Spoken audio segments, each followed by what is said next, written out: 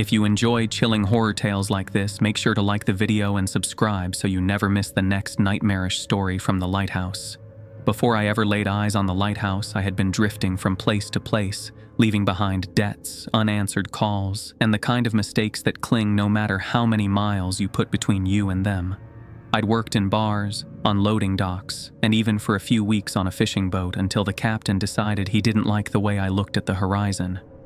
The farther I moved down the coast, the fewer people knew my name, and that was the only progress I cared about. When I first saw the job listing taped to the fogged window of the bait shop, I didn't think much of it except that it was short and oddly specific. Night keeper wanted, must stay until sunrise, room and board included. I was 3 towns away from where I'd started that week, following the jagged coastline south and avoiding the places where too many people asked too many questions. The bus dropped me at the pier in this little harbor village where the air smelled of salt and rust, and the gulls sounded more like warnings than greetings. The village seemed built from the sea itself. Driftwood houses, hull-painted shutters, ropes strung like decorations along doorways. My shoes were already damp from the boards, slick with mist. I stood there with my backpack and looked up at the lighthouse that rose above the attached inn, its light revolving slowly through the haze like it had been doing it forever, unbothered by time or the people who came and went beneath it. Inside, the warmth was almost too much after the wet chill outside. The lobby was small, wood-paneled, the kind of place that carried the scent of the ocean deep in its grain, no matter how much it was scrubbed. Behind the desk stood a man in his 60s with hair the color of seafoam at dusk, combed neatly back. He looked me over as though measuring my height against something only he could see. I asked about the job, and he didn't ask for a resume or a reference. Instead, he reached under the counter and set down a thin, weathered notebook, its leather cracked and its corners softened by years of handling. "These are the rules," he said, his voice even, without invitation or warning. "You follow them exactly." The cover was embossed with a name in faded gold, Captain Elias. I opened it and saw 7 lines written in a firm, old-fashioned hand. "Make sure the lighthouse beam is working. If the light goes out, you will be in danger at the sea." I could picture that danger too easily, waves black as oil and something moving beneath them. If you see your reflection in the water, do not look into its eyes. I didn't know why this mattered, but the idea of a reflection acting on its own unsettled me. If the bell on the breakwater rings on its own, lock the lighthouse door. I imagined the sound carrying through fog thick enough to hide anything. Do not go outside when the pier is covered in fog. I'd seen fog swallow whole streets before,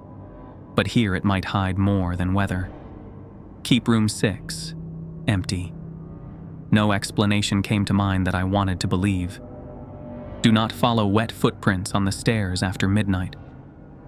My mind went to the thought of someone or something dripping seawater where no one should be walking. Before giving a guest a key, ask them, "What is the brightest light at night?" If they answer wrong, do not let them stay. This one felt like a test whose stakes I couldn't yet see. I read them twice, letting each rule settle in my mind as I tried to decide whether they were meant as warnings or rituals, and then I looked up at him, waiting for an explanation that never came. He kept his gaze steady on me and finally spoke, telling me that the pay would be given in cash at the end of each week, that my meals would be provided without exception, and that my responsibility was to keep both the light in the tower and the guests in the inn safe for the entire night. As he spoke, he reached under the counter and brought out a brass key attached to a smooth stone drilled through with a hole for the ring, placing it deliberately into my hand so that I felt its weight and the chill of the metal. The number on the tag was 2, which he told me was my room for as long as I worked here. He walked me through the building with brisk steps. The ground floor held the reception desk, a lounge with low chairs facing the sea, and a narrow kitchen that smelled of fish stew. Upstairs were 5 rooms in a row, each with an iron bed and a small window. He stopped outside the 6th door, the one with the number removed. The keyhole was sealed with a small brass plate. He did not mention it. At the top of a spiral staircase, we reached the lantern room, where the great light revolved, its beams slicing through the night mist, even in the gray daylight. He showed me the switch for the mechanism, the panel for the backup generator, and the oil can for the smaller emergency lamp that sat beside the main lens. The tour ended at a door in the back hall that led out to the breakwater. The stones were slick with spray, the bell at the far end barely visible through the fog. "You'll see it clearer on calm nights," he said. Then he left me alone with the sound of the waves. By dusk, the village had quieted. I ate my supper in the kitchen, thick bread, stew with potatoes and white fish, and then took my place in the lantern room. The beam moved with its slow, hypnotic rhythm, the glass panels groaning faintly as they turned. I told myself the rules were local quirks, superstitions to give the place character. But I kept the notebook in my jacket pocket anyway. The first hours of the night went by slowly, filled only with the steady sound of the waves pushing against the rocks outside and the long, complaining creaks of the wooden frame as it shifted with each gust of wind. I made a point of checking every door one after another, pressing gently on each handle before returning to the stove to add wood and keep the fire alive, and then walking the narrow hallway of the guest floor at an unhurried pace, glancing at the 4 occupied rooms whose doors remained closed without a sound coming from within. By the time the clock struck 10:30, I was back in the kitchen, pouring myself a cup of coffee and standing by the window for a while, watching the tide pull back and return in its constant rhythm. The moon showed itself only faintly, a pale blur hidden behind a thick layer of cloud. As I stood there with the cup warming my hands, I thought I noticed the faint outline of a figure moving at the very edge of the pier, walking slowly away from the bell toward the dark water. But when I blinked and looked again, the space was empty, as though nothing had ever been there at all. At 11 o'clock sharp, I remembered the first rule, the one about making sure the lighthouse beam was working. I checked the main switch carefully, kept my eyes on the steady sweep of the light as it cut through the mist, and listened to the slow click of its rotation and the faint whir of the gears. I stayed beside it longer than necessary, watching for any dimming or falter in its reach over the water, and I found myself wondering what would happen if I let it go dark, if I simply stepped away and left the beam to fail. I imagined the sea shifting in the absence of the light, the water rising in slow, deliberate swells, and shapes long hidden just beneath the surface, lifting their heads to see the shore more clearly, as if they had been waiting for that moment all along. The thought was enough to keep me rooted there. Near midnight, the front door opened, and a man stepped inside, the heavy fabric of his dark coat carrying beads of mist that clung to his shoulders, his bright eyes locked on mine in a way that felt deliberate and unbroken. He spoke to say that he wanted a room for the night, his voice low and steady, and though his tone never rose, there was a weight in it that pressed against my skin and made the hairs on the back of my neck stand up as if touched by a cold draft. I reached for the register slowly, feeling the familiar texture of its worn cover under my hand, and in that moment, the 7th rule came to mind with complete clarity. "What's the brightest light at night?" I asked. He didn't answer right away, and instead let his gaze wander toward the window, following the steady sweep of the beam as it cut across the dense fog outside, the light sliding over the glass in a slow, constant arc that seemed to hold his attention for several long seconds before he finally turned back toward me with a measured, deliberate smile that spread gradually across his face, and in a calm voice he replied, "The moon." The answer was wrong. I knew it without knowing why. I closed the register and said, "Sorry, we're full." His smile didn't falter, and as he adjusted the collar of his coat and turned without another word to walk back into the mist, I felt my thoughts circle around who he really was, where he might have come from, and why his answer had carried such calm certainty despite being wrong. The door closed softly behind him, and I stood there for a long moment, listening to the quiet and thinking that the question about the braai. Then I noticed the guest register still lay open, and there was a single fresh line of ink at the bottom, written in a hand I didn't recognize. What is the brightest light at night? A single drop of seawater blurred the question mark, spreading the ink in a dark bloom. I closed the book and wiped the page, but the dampness lingered, and I found myself wondering if the man who had just left had written those words as a warning for others people who also did not know the real answer and carried the same uncertainty. A message left for others who might try to slip inside as he had behind to test or protect such wanderers. I shut the register firmly, the sound echoing in the empty lobby, and felt a shiver run through me as the night closed in, leaving me with the steady hum of the lantern and the knowledge that the rules were not only to be read, but to be lived, each one a thin barrier between myself and whatever waited out there beyond the mist. The second night began with the same damp air pressing against the windows and the same slow sweep of the lantern as it cut a pale road through the haze outside.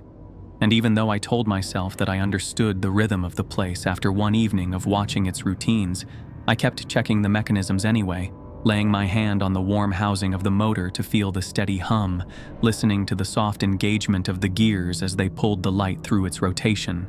and standing for a long time at the narrow window that faced the breakwater, where the bell hung from its frame like a heavy ornament, waiting for the weather to lay a hand on it.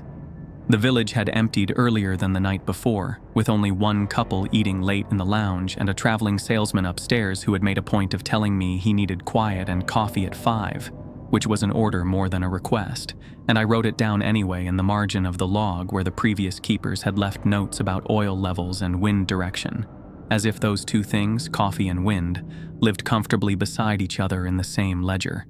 I moved through the halls with a slow pace that made the floorboards announce me one by one, closed the side door that led to the storage shed, checked the hasp on the kitchen window, and laid out a fresh towel at the bottom of the stairs in case a guest came in dripping from a late walk, which was the kind of practical detail that felt like real work compared to the quiet guardianship of a beam of light. Around 11, the fog thickened in a way I could measure with my eyes and ears, because the outer rocks disappeared first and then the far end of the pier, and the quiet took on that padded quality that comes when moisture soaks up sound and leaves only the near things to speak, which made the creak of the lantern room door louder than usual when I opened it to look down the spiral, the smell of oil and warm metal sliding down the shaft like a ribbon. I came back to the console, confirmed the sweep, glanced at the backup generator's needle, and allowed myself to imagine that the rules were a kind of overcautious tradition that old places collected like dust, useful as stories to tell guests and useful as tests for employees, because believing that made the room feel more normal and the night feel like a night instead of a long, watchful shape that changed when I wasn't looking. The bell rang without wind, a single strike that poured through the glass and sank into my chest as if the metal had been hit from inside. And I did not wait for a second strike before moving, because my body had learned something from the notebook that my mind was still arguing with, so I closed the lantern room door with my hip, descended the spiral with my hand on the cold rail, cut across the hall, and slid the heavy bolt across the main door. The key turned as far as it would go until the warded tumbler seated with a clean click that pleased me in a way I did not question. I checked the small side door that opened toward the shed, made sure the chain sat in its seat, and then stood with my ear against the wood of the main door, the scent of salt and old varnish filling my nose, waiting for anything that wanted to be heard. The second strike came slower, like someone with patience had lifted the clapper and let it fall with care, and then a third, and I kept my forehead against the door because it felt like the most grounded surface in the building, and when the sound faded, I pushed aside the curtain on the porthole and looked out, where the fog pressed close enough to show me the beads of moisture on the glass, and nothing beyond that. No figure at the bell frame, no rope in motion, no trick of wind that would make me reconsider the rule. I stayed there for a full minute by the clock, counting my breaths and the distance between each residual vibration that came up through the stones, and the only movement I could find was the slow whistle. I felt good for following the rule, which was a simple admission to make to myself, and I held on to that feeling for a while as I made my way back up the spiral, pausing to listen at the landing where the guest rooms began, hearing the faint scrape of a chair from the lounge and the distant tick of the lobby clock. And when I stepped into the lantern room again, I took one more look at the breakwater and told the bell it had done its work for the night, which was the sort of thing a person says out loud when the walls have learned the shape of their voice. After midnight, the lighthouse shifts in character, and I could feel that shift without reaching for language, in the way the floorboards cooled underfoot, and the smell of the sea came farther into the hallways, crossing thresholds it had respected earlier, and I walked those halls again because the walking kept my mind from inventing noises that did not exist, and that was when I saw the wet footprint on the first stair, as precise as a stamp, with the toes pointed up toward the next landing and a thin crescent of water around the heel where the pressure had pushed it out to the edges. I stopped where I was and put the back of my hand near the print without touching it, feeling the air cool above the damp place. And I looked down at the wood below to see if I had tracked anything from the kitchen, which I had not, because my shoes were dry and clean and my last steps had been on stone. The footprint did not belong to a boot or a shoe. It showed the contour of a bare foot with a long second toe and a flattened arch, and as I raised my eyes, I saw the next 1-2 steps above, and another beyond that at an odd distance that suggested a stride longer than mine, and the slow awareness that the prints were fresh made the hairs along my forearms lift, as if the stairwell carried a draft I could not find. The rule came to me complete, just as the bell rule had arrived, and I said it inside my mouth to test my resolve. Do not follow wet footprints on the stairs after midnight. And then I stood there listening to my pulse and the soft drag of the lantern above, and I made the decision that I had no business making if the notebook had any wisdom at all, because the prints were inside the building, and if someone had come in drenched and barefoot and confused, then my job included more than watching a beam tilt across the fog. I told myself I would only follow until I saw who needed a towel or a word or a guide back to a room, and then I would stop, and the words made sense in the moment because they were tidy and measured, and they made me feel useful and careful at the same time. So I lifted my foot and placed it on the stair where no water lay, then lifted the other and did the same. And in that deliberate way, I climbed after the trail, step by slow step, each footprint a shallow lake that reflected a broken smear of the lantern light from above. The prints kept the same odd spacing and led past the landing where the guest rooms began, where the corridor ran left and right with doors set at even intervals, and I looked down each way to see if a door stood open, which none did, and the prints ignored those rooms anyway and mounted the next turn of the spiral toward the lantern. At the next landing, I paused and listened for breath or the soft sound of skin on wood, anything to tell me that a living person was just ahead. And I thought I heard the smallest drag of moisture across a step, a sound like a wet cloth pulled slowly over a table, and I followed it with my eyes and ears until the stair opened into the lantern room, where the glass threw the light in a wide belt around the space and left a narrow strip of shadow at the far wall where the mechanic sat. For a second, my mind tried to reduce what I saw to the simplest form, which was a person standing near the far window with one hand on the frame and the head angled toward the light, which was an ordinary pose made odd only by the hour, and then the belt of light swung through its rotation, and the edges of that figure failed to keep their shape the way the edges of a person do, the arm seeming longer than the frame would allow, the shoulder low and wrong, the head turned too far without the movement that a neck requires, and as the light completed its sweep, the figure thinned like a shadow pulled sideways, and I no longer had anything to look at except the window with its skin of condensation. I stayed where I was because my legs held me there, and I told myself to name what I had seen so that I would not turn it into something else later. And the best I could say was that a shape had stood in the room, whose outline did not obey the lines of a body, and whose presence had made the air smell like old kelp and cold iron. And then the next sweep of light showed me nothing new, and the next after that did the same, and my breath steadied enough for my body to obey me again. The prints went on, which meant they had not vanished with the shape, and they curved along the lantern room floor in a half circle that kissed the base of the mechanism, and then ran toward the service door that led to the outer catwalk, and the door stood shut with its latch still set, so I knew whatever had made the prints had remained inside. I followed the arc of damp marks back toward the stair because that was the only direction left to go. And there on the landing between the lantern room and the guest floor, a wet streak, like a hand run along the wall at hip height, led me a few steps down and then broke into separate dabs again where fingers must have lifted and pressed as if the climber had steadied itself, and the detail of that imagined hand made my stomach clench in a way that suggested food would not be welcome for a while. At the corridor, the prince turned left, and I followed with my shoulders tight and my head slightly bowed as if that posture would make me quieter, and then a door that should have been closed stood slightly ajar, which did not fit the mental picture I had made about the trail leading back to the lantern room or down to the lobby, and before I could decide whether to stop and call out, I heard a single breath from within the room, drawn in and held as if the person in there had been waiting to match their breathing to mine. I pushed the door open with my knuckles against the wood so that I would not leave my mark on the handle, and the room was one of the simpler ones with a narrow bed and a small table under the window. And a man stood between the bed and the table with water darkening the cuffs of his trousers and his hair spread in wet ropes across his forehead. And he turned toward me and smiled as though I had arrived at an arranged hour, and the smile reached his mouth without reaching his eyes in a way I had seen in bars at closing time when someone wanted one more drink after the lights came up. I asked if he was all right and if he needed a towel,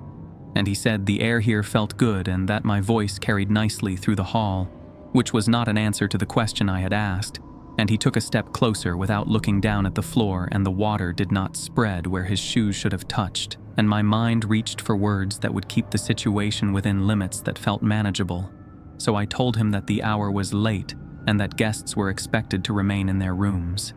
He nodded in a way that suggested he understood spoken instructions without agreeing to follow them. And then he spoke in the tone people use when they are trying out sentences to see how they sound, asking whether the bell had rung tonight and whether the light had stayed true in its rotation. And then he asked me whether the pier felt stable underfoot today because sometimes it shifted in the tide, which was a thing a fisherman might say after a storm. And I answered the questions in order because I had learned that answering direct questions can slow a conversation down and give you time to look.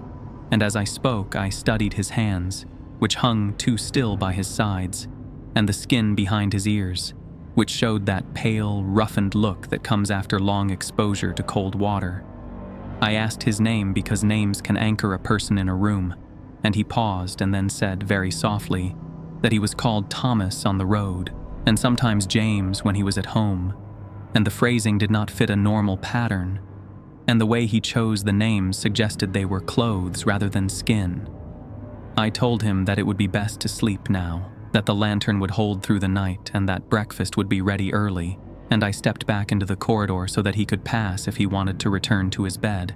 And he did move then, walking close enough that I could see the fine salt crystals in his eyebrows and smell the metal under the salt like the tang that rises from a dock chain, and he stopped very near me, close enough that my shoulder touched the damp fabric of his sleeve, and he said, with the same steady calm he had used all along, that he liked the rules here because they kept the hallways clear for those who needed to move through them without confusion. I asked who needed to move through them, and he smiled again in that same measure and said that travelers always needed clean passage, and then he stepped into the corridor and walked toward the stair with a pace that did not match the pace of his feet, as if the hall were longer or shorter for him than for me.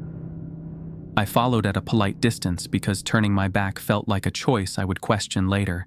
and I watched the place where his heels should have left marks as he descended, and the wood showed nothing new, which meant the prince had ended somewhere near the lantern room, and the water on his trousers came from a different place or a different time, and either explanation made my mouth dry.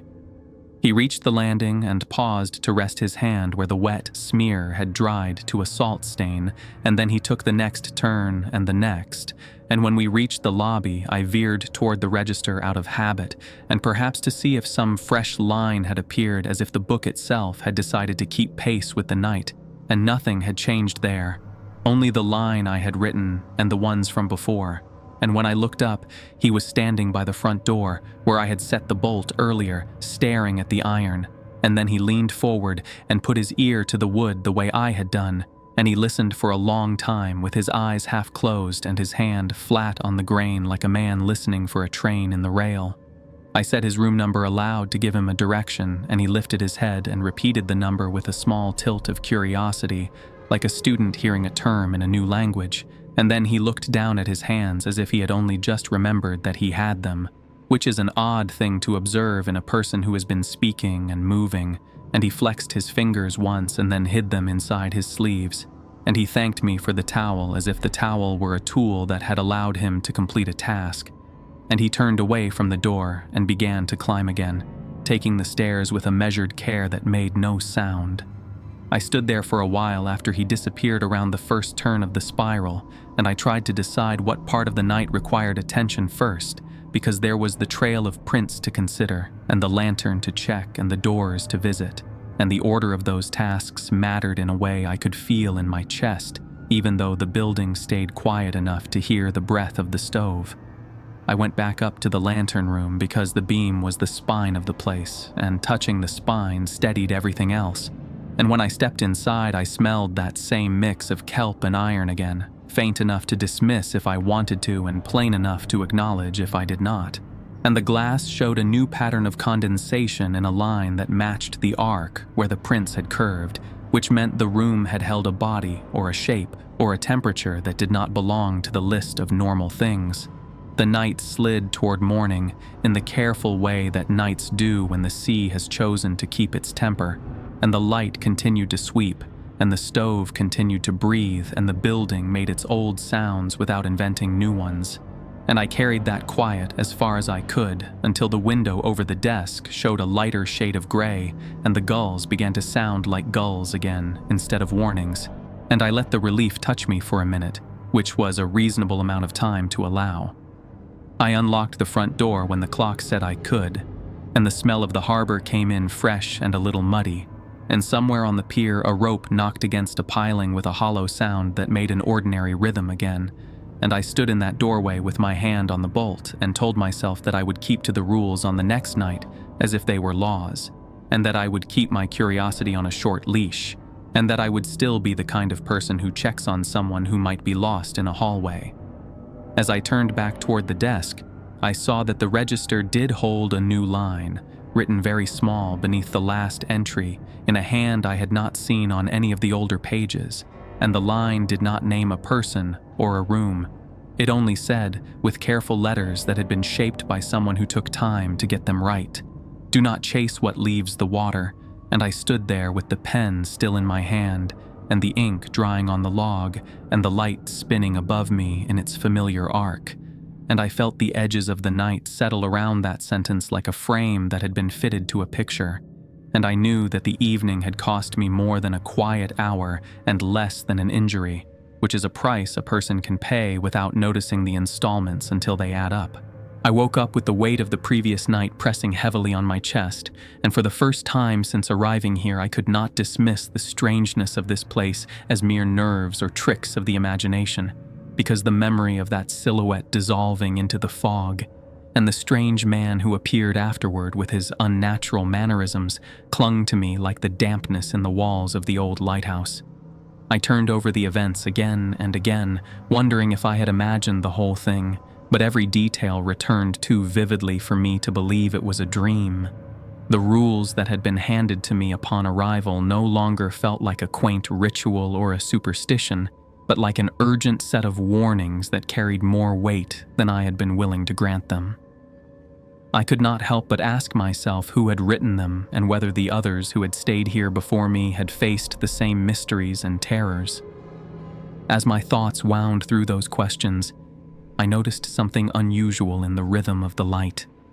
The beam that swept across the black water outside faltered, and then, with a sudden finality, it died altogether, leaving only the dim glow of the oil lamp inside to hold back the darkness. My stomach turned cold as I realized the first rule, always make sure the light of the lighthouse is working, had just been broken by failure. The silence that followed the extinguished light was deafening, as if the entire coastline held its breath. I knew instantly that I could not sit idle and hope the problem resolved itself, because the beam was not merely decorative. It was the heart of the tower, the reason for its existence, and according to the list of rules, my first and most critical responsibility. I searched frantically for a solution. My mind raced over what I had been told about the equipment. Spare parts and tools, the old keeper had muttered during my brief introduction, were kept in a supply shed near the pier. I had nodded without giving it much thought, but now that information came back like a revelation. If I wanted the light to shine again, I would need to go outside, make my way through the misty night, and find what was necessary to bring the beacon back to life. Yet even as I steeled myself, my eyes caught the fourth rule on the list. Do not go outside when the pier is covered in fog. I hesitated, because when I peered through the narrow window of the lighthouse, the world beyond was drowned in white, a thick and rolling haze that seemed to erase the boundaries of sea and sky. My pulse quickened as I tried to weigh the risks. To remain inside was to defy the first rule, which felt like tempting disaster. To step outside was to break the fourth, and I already knew from the warning tone of those words that it was no trivial matter. But I could not see another choice. The light had to be restored, and that responsibility pressed down on me with an urgency that refused compromise. I gathered my courage, wrapped my coat tight around me, and unlatched the heavy wooden door. The fog greeted me like a living thing, closing in around my shoulders and face the moment I stepped beyond the threshold. Each breath carried the taste of salt and damp stone. The boards of the pier creaked beneath my weight as I advanced, feeling the wood groan and flex under my boots.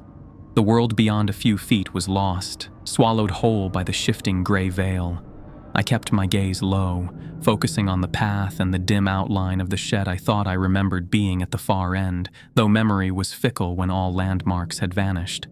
When I reached the shed, its door resisted as though it resented being opened, but with enough force the swollen wood gave way and I slipped inside. The darkness was absolute, so I raised my lantern and let its thin glow push back the shadows. Dust clung to every surface and the air smelled of mildew and rust. I moved between shelves cluttered with forgotten objects, searching for anything that resembled the spare fuses and tools the old keeper had mentioned. My hands brushed over coils of rope, chipped lanterns, and boxes filled with warped nails. At last, beneath a tarpaulin, I discovered a crate marked with fading letters. Inside were the components I needed, old, but intact enough to serve their purpose. Relief loosened the tightness in my chest. It was then that I heard it, a sound that did not belong to the shed. It rose softly at first, like water lapping against stone, but then it carried a weight, a resonance that made my skin prickle. It was not the ordinary voice of the sea. It seemed to echo as though something large shifted beneath the waves. I froze, the lantern shaking in my grip as I tried to absorb every detail of the noise. The sound came once more, closer now, and its tone unsettled me deeply. There was a strange, deliberate rhythm in it, almost as though something hidden in the water was moving with intention, stirred into life by my presence. My heart thundered in my chest, each beat louder than the last, and I realized that remaining inside the suffocating shed was no longer possible without losing my sanity. I lifted the heavy crate into my shaking arms and shoved the swollen door open with all the force I could muster, stumbling back into the choking fog. The mist clung to my skin and pressed in against my lungs, thick and wet, while the silence outside shattered into fragments by the persistent, unnatural sound that seemed to rise and fall like breath drawn from beneath the water. Every instinct urged me to run toward the safety of the lighthouse, yet an almost magnetic dread dragged my gaze upward toward the densest fold of the haze at the edge of sight. From that pallid curtain of vapor, two brilliant points of light emerged, unwavering and impossibly sharp, burning through the gloom with a piercing clarity. They resembled eyes, enormous and inhuman, staring straight into me with an intelligence that was neither merciful nor blind, as though some monstrous presence crouched within the fog itself, watching and waiting for my next move. At first, my body refused to respond. every muscle locked in a dreadful paralysis that kept me suspended between the urge to flee and the terror of confronting whatever stared from within the fog. The glowing points ahead of me did not flicker or drift. They remained steady, unblinking, and mercilessly fixed upon my position as though fastening me in place. My breaths came shallow and rapid, chest rising and falling in painful bursts, and it was only when the crate nearly slipped from my trembling arms that instinct tore through the grip of fear. I stumbled into motion and broke into a frantic run, boots slamming against the slick, groaning boards of the pier as my heart pounded violently with each step. The fog curled and twisted around me, closing in like a suffocating shroud. And when I forced myself to risk a glance backward, the only form that emerged from the gray was that pair of burning eyes, steady and relentless, not drawing closer yet refusing to fade from view, as if promising they would follow me to the very ends of the pier. The run back to the lighthouse felt endless, every footfall a struggle against the weight of dread pressing me forward and backward at once. My mind screamed with the certainty that whatever owned those eyes wanted me, though whether as prey or simply as witness, I could not say. The door loomed at last, and with a final burst of strength, I threw myself inside, slamming it shut and bolting it with trembling hands. The silence within was broken only by my ragged gasps, and the walls felt almost merciful in the way they shielded me from what waited outside. I lowered the crate carefully, hands still unsteady, and forced myself to begin the work. My fingers moved clumsily at first as I dismantled the faulty components and replaced them with the spares, but as the task absorbed my focus, my breathing slowed, and a fragile calm returned. The mechanics of repair were simple compared to the mysteries clawing at my thoughts, and in their simplicity, I found a rhythm. Yet all the while, my mind gnawed on the memory of those eyes and the rule I had been compelled to break. These instructions had not been written to amuse or intimidate. They were protections, barriers erected against things that could not be faced unprepared. When at last the beacon flared back to life, its light cut through the fog in sweeping arcs, pushing back the white tide that had dared to encroach. I sank into a chair, exhausted, watching the renewed beam reach out toward the sea. The rules were my only shield in this place, I realized, and my ignorance of their origin and of the dangers they guarded against was a weakness that would not be forgiven.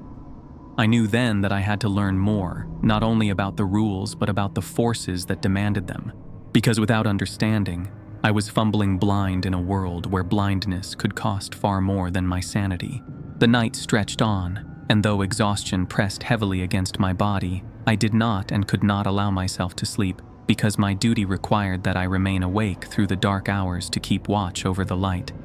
I remained awake beside the light, the memory of the glowing eyes alive in my thoughts, and the sound of the unseen presence in the water echoing in my bones. I knew that the rules were a lifeline, but I also knew that to cling to them blindly was not enough. I had to uncover the truth that pulsed beneath their words, or risk becoming just another forgotten figure swallowed by the fog. I began my shift before the last light had drained from the sky, and I stood on the gallery that wrapped the lantern room with my hand on the cold rail and the smell of salt and oil in my nose and the stone of the tower holding steady under my boots, and while the mechanism purred behind me with that familiar low hum that should have calmed me, I kept tracing the same line of thought that had followed me all afternoon, because the failure of the lamp had arrived on the heels of a single arrival, and I could not shake the way cause and event sat beside each other like two knots on the same rope. And the image of the wet man in the corridor with his practiced smile and the long pause before he chose a name kept slipping in front of anything else I tried to think about, until it felt less like suspicion and more like an accounting of the order in which things had happened, and in a place where rules had the force of weather, the order of things felt important. Inside the stairwell, the air held the day's warmth and the scent of brass polish and coal ash, and I walked the circuit I had taught myself to walk at the start of every night, because touching each door and setting my palm to each window latch and laying my fingers on each breaker switch kept my head clear and my steps measured. And by the time I had returned to the desk in the lobby, the first set of knuckles rapped against the wood, and I looked up ready for trouble and saw something far simpler. 3 sailors with canvas bags on their shoulders and windburn on their cheeks, and the tired eyes of men who had been watching a horizon for too many hours. And I felt my breath lengthen because ordinary faces are an anchor in a place that wants to float free. I opened the ledger and uncapped the pen and asked the question I am obliged to ask before a key leaves the board. And I asked it with the same level tone I had used the previous nights, because tone matters with a test and the question matters most of all. And each man answered in turn without looking at the others, each saying that the brightest light in the night was the lighthouse beam that turned on this point and cut the fog and showed a true line to anyone who kept their bow between the flashes. And I wrote their names, and I handed over 2 keys because the third intended to sleep aboard until his watch changed, and I watched their shoulders drop when the hallway opened in front of them, and the smell of cooking drifted up through the floorboards, and I told myself that order had been restored for the evening, and that the tower and the inn could settle into the simple companionship of working parts and tired guests.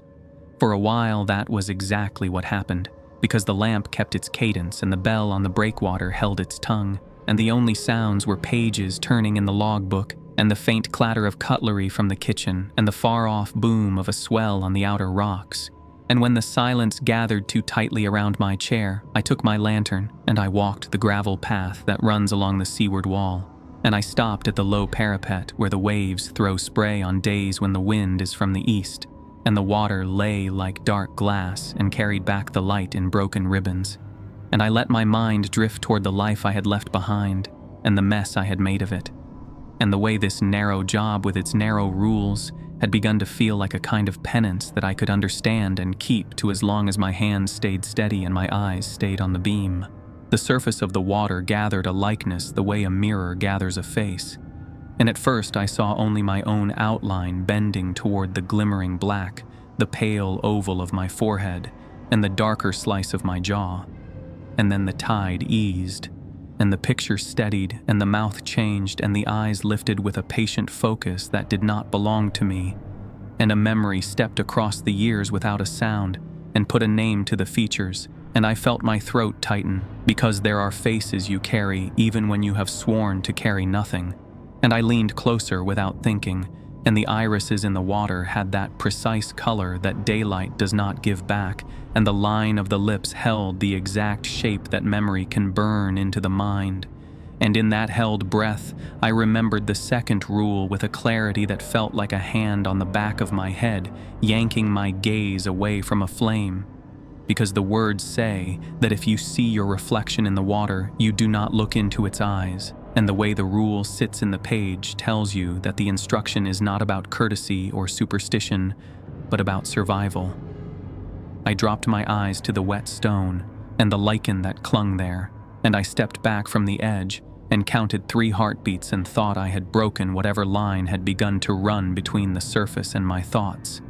And that was when a woman's voice rose very softly behind me, and a tune curled around the back of my neck the way fog curls around the stem of a buoy, and the words did not come in any language I recognized, and the melody carried that even rise and fall that a person follows without meaning to, and my feet began to give ground to the sound the way a tide gives ground to the moon, and I found myself easing back toward the parapet and lifting my head and letting my eyes return to the only bright thing in the black, which was that steady pair in the water, and time thinned to a single narrow thread that ran through my chest and out into the harbor. The grip on my neck landed as quickly and cleanly as a rope thrown by a man who has thrown too many ropes to miss, and I came away from the edge with a shocked sound in my throat, and the world snapped back into the width it should have, and I was looking at the man who had hired me and who had given me the notebook and who knew the weight of the pages because the lines had been written before his time and kept after it, and his eyes were fierce and practical, and his fingers dug into the muscle below my skull as he told me in a level voice that if I gave the water what it asked for with my eyes, I would go over the wall and the sea would keep me. And then he let go and the heat of his hand faded, and he told me to go at once to room 6 and see with my own eyes what was inside, and his tone did not open a place for questions. I climbed the stairs with the fast, careful steps a person uses when they know speed and silence both matter, and the hallway on the guest floor lay even and quiet with the soft ripple of lamplight across the paint, and the door with the missing number stood where it always stood at the turn, and until that night the brass plate had covered the lock, and the hinge pins had worn their dust like the untouched shoes in an old room, and I pressed my palm flat to the wood and felt a faint cool coming through from the other side, and the handle turned under my hand as if a palm inside had already invited it, and the door swung and the lamp showed a man seated in the chair beside the single bed with his hands folded on his knees, and his clothes damp in a way that spoke of air rather than rain, and his face carried no surprise and no apology, and the quiet in the room had the quality of a thing that has been waiting for the door to open. I told him that the room was not for guests, and that the board did not carry a key for it, and that I would find him another bed without trouble,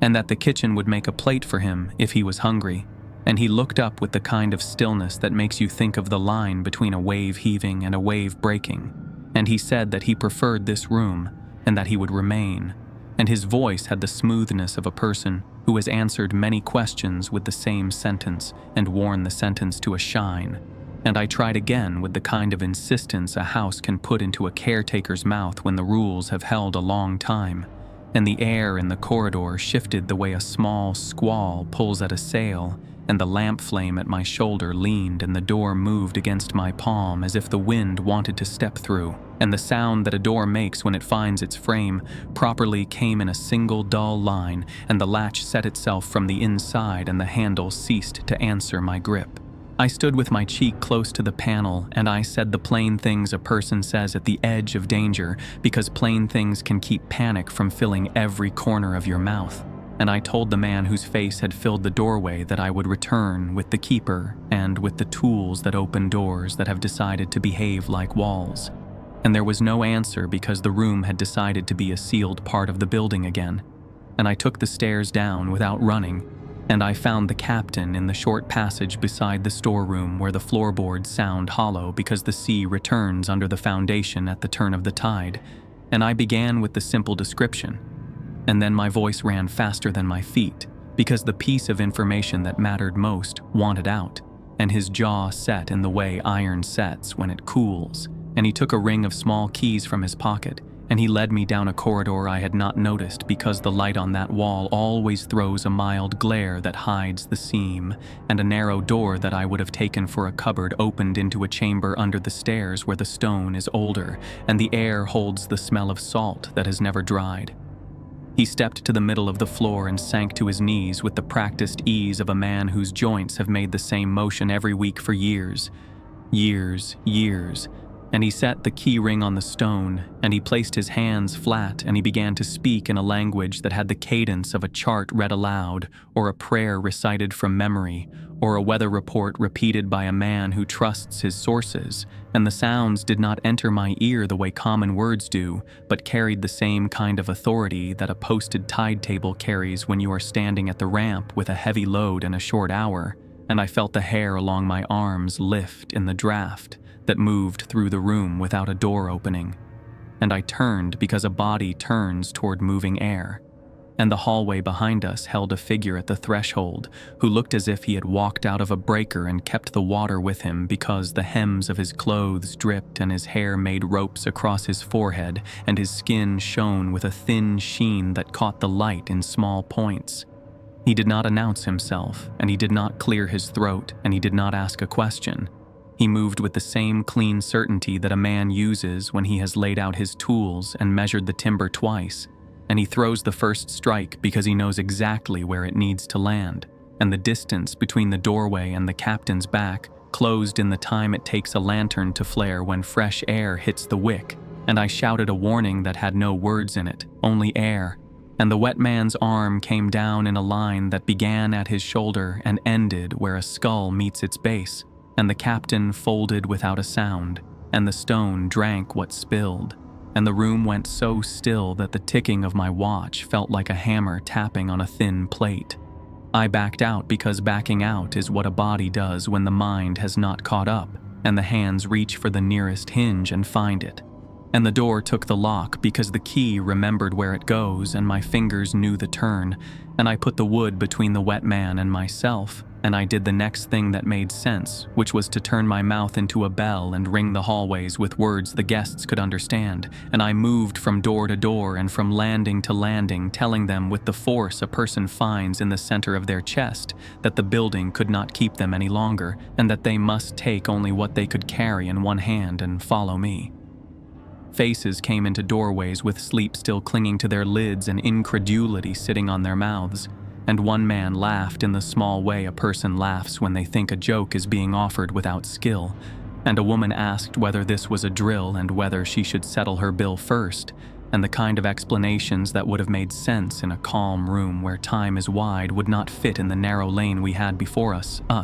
and I was still sorting words when the line of water ran from under the door of the 6th room and made a quick path down the groove in the boards and pooled in the hollow where the runner frays, and the sound that followed the water was not a sound you hear from a throat built like yours. It was a sheet of metal torn slowly by a strong hand, and then something under that, like a cry that had been carried in salt for years, and every person within reach of the air heard it with their nerves first and their ears second. The denial that had been sitting like a rock in the hall lifted the way a gull lifts from a piling when a coil of rope slides, and hands reached for bags and boots and shoulders pressed past each other without apology, and I did what a person in my job does, which is to put myself between the worst of the moving parts and the people I am meant to get to the door, and we reached the outer steps, and the wind met us with a hand that smelled of kelp and iron, and we ran in a way that keeps the feet under a person even when the boards are wet, and the boats banged against the fenders like goats at a trough,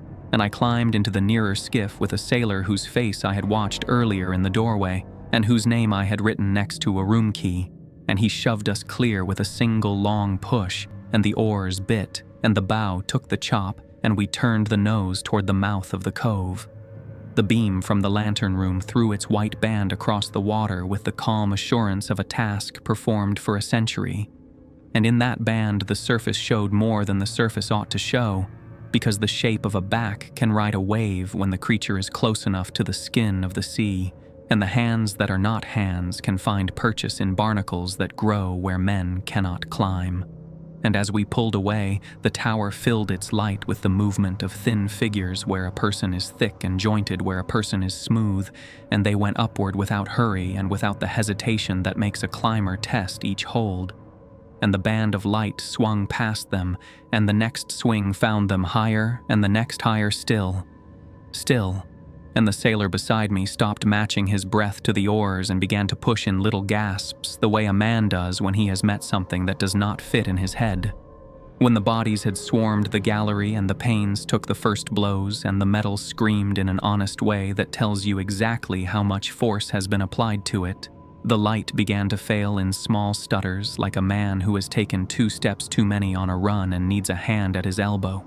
And then the room that holds the lens went dark, the way a room goes dark when the door closes and the window is painted black, and the strip of safety that lies across a black sea when the beam turns was gone.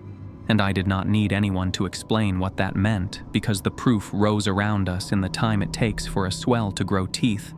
And a boat to our right took a hit from below that lifted her bow and slung 2 men over the side, and their shouts came short, and then they went under in the same clean motion, and another hull to our left turned like a slow coin and went turtle with a soft exhale from the crowd aboard that had no words in it, and no time for them either. I told the man at the oars to hold our line for the nearest bit of shoreline that could take a skiff without breaking her, a scrape of shingle or a soft tongue of sand, and he nodded hard without taking his eyes from the ink in front of us, and he swung the bow and he pulled, and I kept my back to him and my face to the water, because sometimes the job is to count what comes and warn the man who holds your life in his hands with his rhythm, and I called the sets the way I would call them from a pier to a swimmer, and we threaded between 2 confused patches where the waves ran in different directions and met each other in ugly little hands, and we made a line for the place where the cliff lowers itself for a few yards to shake hands with the sea.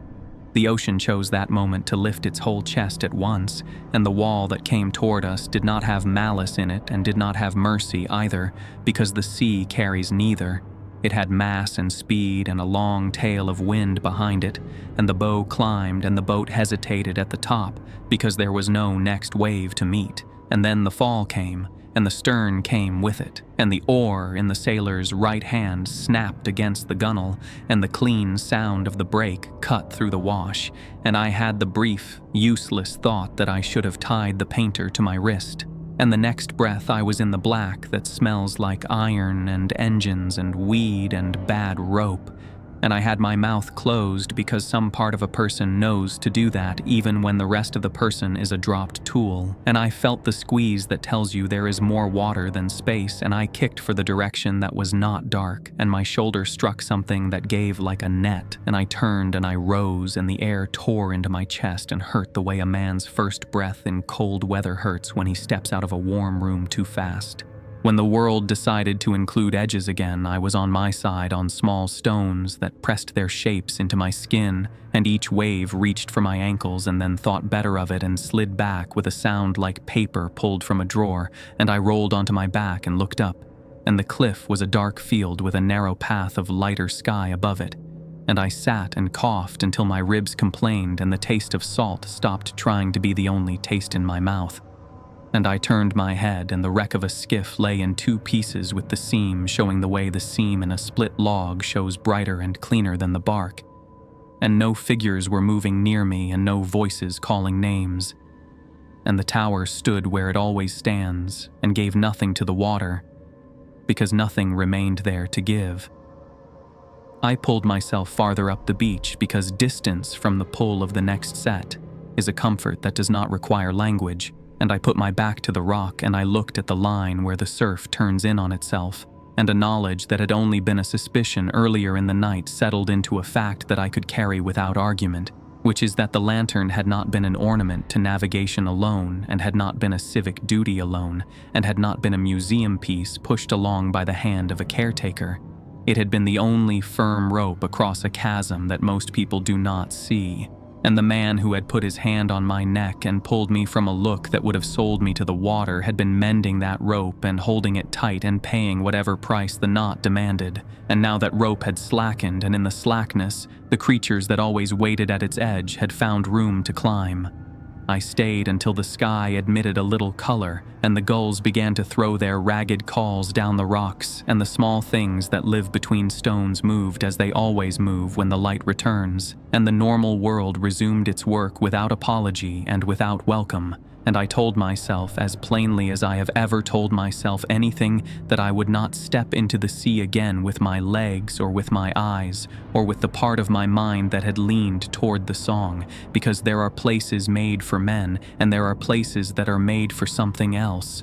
And I had learned with the kind of lesson that bites and holds that the boundary here is a thin one that needs a light thrown across it, and the keeper who had known the words for that truth had fallen, and I had run. And the rules still lay in their old leather with salt ground into the stitches waiting for a hand to lift them, and the night had shown me exactly how those rules were meant to be read.